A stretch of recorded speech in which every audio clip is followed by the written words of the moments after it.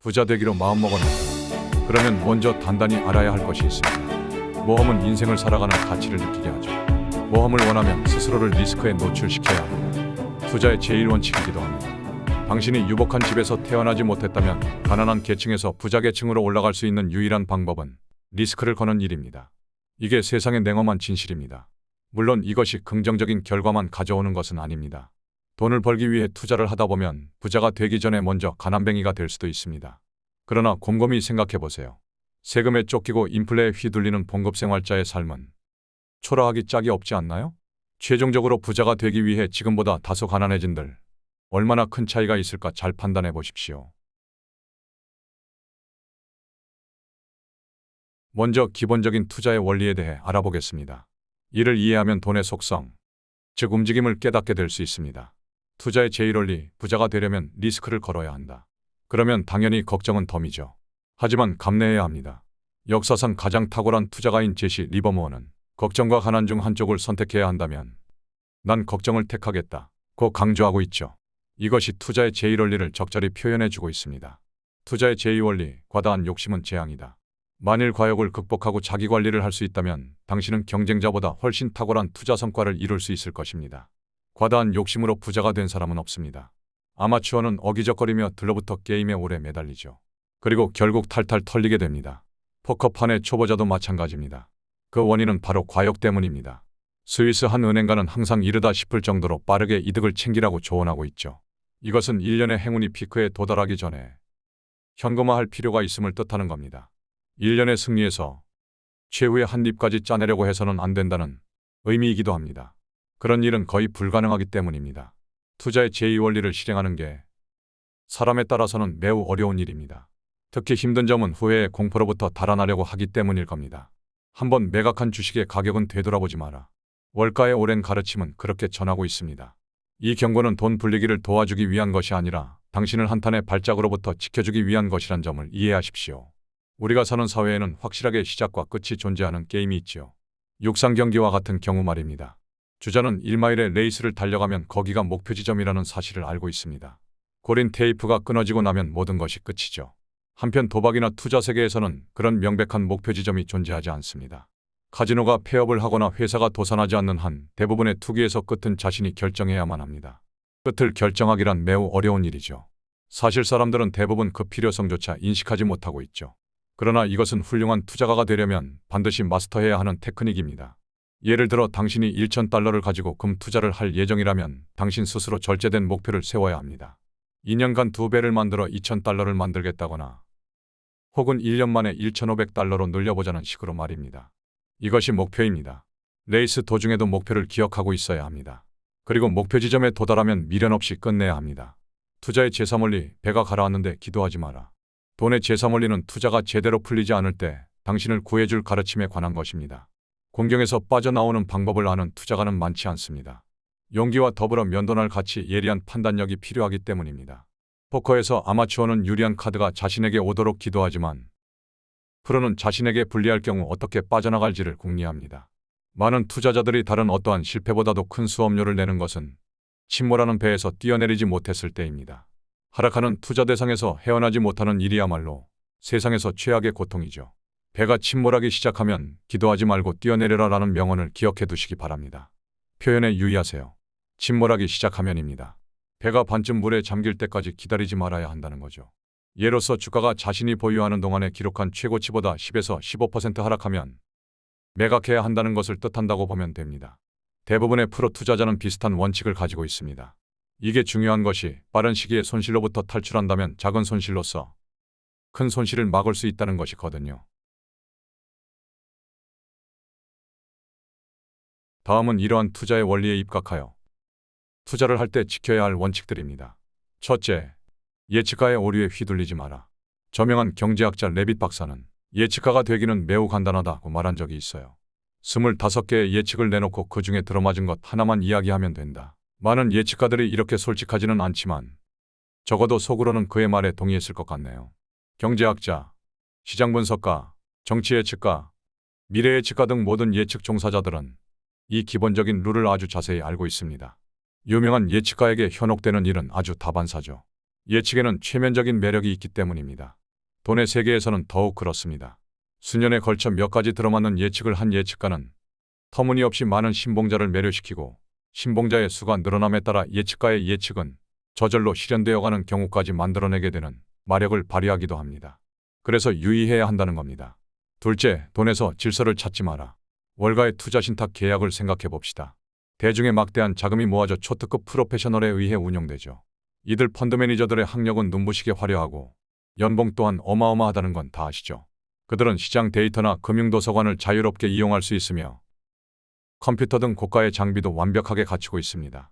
만약 무질서 속에서 효과적으로 작동하는 주식시장의 공식을 개발해낼 수 있다면 그들이야말로 그것을 가능하게 할 수 있는 사람들일 것입니다. 그들은 벌써 공식을 완성시켜야 했습니다. 그러나 지금까지 공식은 그들을 효과적으로 따돌렸습니다. 이게 슬픈 현실입니다. 즉 투자 신탁의 펀드 매니저는 여타의 투자자와 전혀 다를 게 없다는 점이죠. 그들은 성공할 때도 있고 실패할 때도 있습니다. 아쉽게도 그들에 대해 말할 수 있는 것은 이것뿐입니다. 셋째, 한 곳에 매달리지 마라.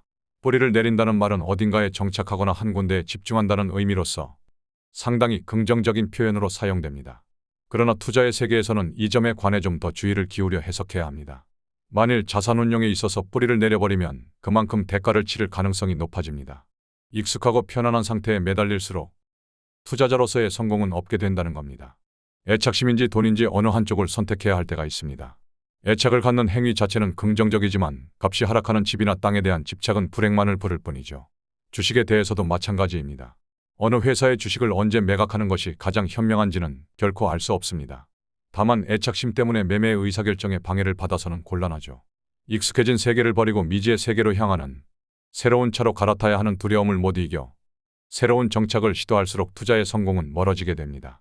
최적의 기회라는 확신이 섰다면 주저없이 결단하고 방향을 전환하는 냉정함만이 당신의 부자 목표를 앞당길 수 있습니다.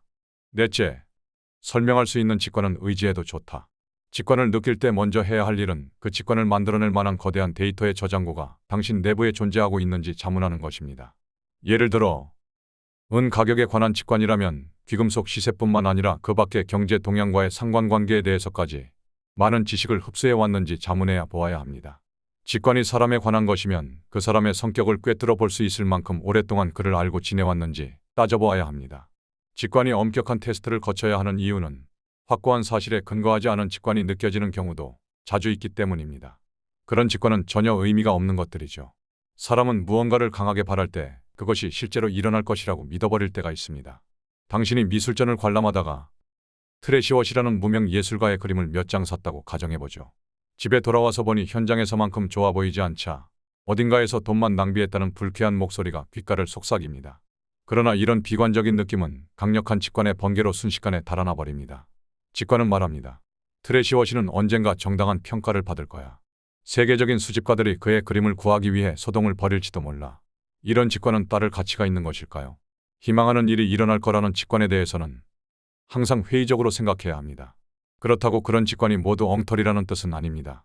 특별한 주의를 기울여 그것을 검증해보고 평소보다 2배는 더 경계를 해야 한다는 의미입니다. 다섯째, 당신이 돈 버는 일의 신은 무관심하다. 신이 자신의 지갑 속까지 지켜줄 것이라고 기대하는 것은 참으로 어리석은 태도입니다. 적어도 돈에 관한 한 신을 의지해서는 안 됩니다. 그것은 당신의 문제일 뿐입니다. 그동안 일어난 좋은 일들은 몇 번인가의 행운이 겹쳐 이루어진 것에 지나지 않습니다. 앞으로 비슷한 상황이 벌어졌을 때 똑같은 운을 기대하는 것은 자신을 경제적인 파멸로 몰고 갈지도 모릅니다.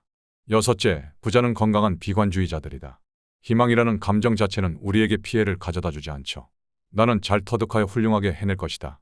모든 것이 잘 풀린다. 실제로 이런 긍정적인 자세가 없다면 투자 활동을 하기도 어려운 게 사실이긴 합니다. 그렇지만 특정한 투자에 응용할 경우에는 낙관주의에 주의를 기울여야 합니다. 당신에게 치명적인 위험을 불러올 수도 있기 때문입니다. 낙관주의는 아마추어의 호주머니를 빈털터리로 만들 가장 효과적인 도구이기도 합니다. 할 수 있는 것은 자기 내면의 나침반이 낙관주의 쪽으로 기울어질 수 있다는 사실을 인식하고 그 위험에 대한 경계를 늦추지 않는 것뿐입니다. 어느 순간 낙관적인 기분에 휩싸인다면 그 좋은 느낌이 사실의 근거에 정당화될 수 있는지를 먼저 판단해 보아야 합니다. 적어도 절반은 정당화되지 않을지도 모르기 때문입니다. 일곱째, 큰 이익을 원하거든 다수의 의견을 무시하라. 데카르트가 되풀이한 말은 도박에서 이기는 비결은 스스로가 납득할 수 있을 때까지는 다른 사람의 의견은 무시하라 는 것이었습니다. 자칭 전문가라는 사람들이 주장하는 진실을 의심하고 다수의 의견에 동요되지 말라는 뜻이었던 거죠. 당신이 투자자로서 성공하고 싶다면 이 난해하고도 통찰력을 지닌 남자의 말에 귀를 기울이는 것도 나쁘지 않을 것입니다. 현대와 같은 민주적인 시대에서 사는 우리들은 다수의 의견을 비판 없이 받아들이는 경향이 있습니다. 많은 사람들이 그렇다고 말하면 그래? 알았어 라고 곧바로 수용하게 되죠. 우리의 사고가 남들에게 떠밀려 움직이는 것입니다. 다수의 의견을 순순히 받아들이는 자세는 자산운용에도 영향을 미칩니다. 우리는 경제학자나 은행가, 증권회사, 투자자문 등 전문가뿐만 아니라 다수의 의견에도 귀를 기울입니다. 그런데 바로 이런 태도가 높은 비용을 지불하게 만들기도 합니다. 데카르트의 말처럼 진실은 많은 사람에 의해서가 아니라 몇 안 되는 사람에 의해 발견되어 왔기 때문입니다. 다수의 의견은 투자 대상과 투자 시기를 결정할 때 특히 성가신 존재입니다. 현명한 투자가들도 다수의 생각에 떠밀려 손해를 볼 경우가 있습니다. 8째, 주식이 우리에게 빚을 지고 있다고 생각하지 마라. 하나의 투자 대상에서 이익을 뽑아내겠다는 집착이 더 큰 수익을 얻을 수도 있는 다른 투자처에 대한 눈을 멀게 만듭니다. 이런 행동은 초보 투자가에게서 흔히 볼 수 있는 전형적인 사례입니다. 경험이 풍부한 투자가조차 때로는 강한 미련에 사로잡혀 하나의 투자 대상에 매달리는 경우가 있으며 어떤 희생을 치르더라도 거기에서 반드시 본전을 뽑아내겠다고 벼를 때가 있습니다. 그야말로 지극히 인간적인 감정이기는 하지만 도대체 어떻게 주식이 우리에게 빚을 지고 있다고 생각할 수 있단 말인가요? 빚을 받아야 한다는 발상은 투자 대상의 의인화에서 옵니다. 주식이 나에게서 돈을 빼앗아갔다. 그러니 토해낼 때까지 쫓아가겠어. 이것과 유사한 것이 보복의 감정입니다. 이런 감정의 혼란을 극복하는 게 투자가로서는 고된 정신수양처럼 힘들지만 반드시 넘어야 할 산임에는 틀림없습니다.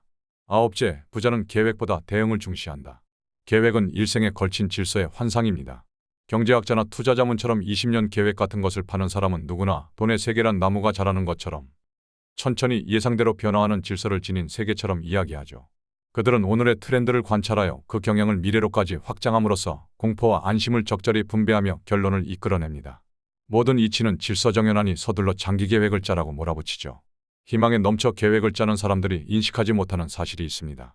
그것은 바로 돈의 세계는 한정된 의미에서만 나무의 성장과 비슷하다는 점입니다. 현재의 경향을 연장하면 미래가 보인다는 생각은 터무니없는 엉터리 아닌가요? 지금의 경향들 중 몇몇은 향후 20년 동안 의심할 여지 없이 소멸하거나 혹은 정반대로 변할 겁니다. 어떻게 될지 아무도 모릅니다. 완전히 새로운 경향이 나타날 수도 있고 꿈에도 생각하지 못했던 현상이 벌어질 수도 있죠. 그러므로 장기 계획을 세우려 하지 마세요. 그리고 당신을 위한 장기 계획을 타인에게 세우게 할 필요도 없습니다. 장기 계획은 당신의 인생을 회방만 놓을 수 있습니다. 대신 배짱이처럼 홀가분해질 필요가 있습니다. 미래에 알 수도 없는 사태에 대처하기 위해 현재의 문제들을 정리하기보다 사태가 실제로 모습을 드러냈을 때 대처하는 거죠.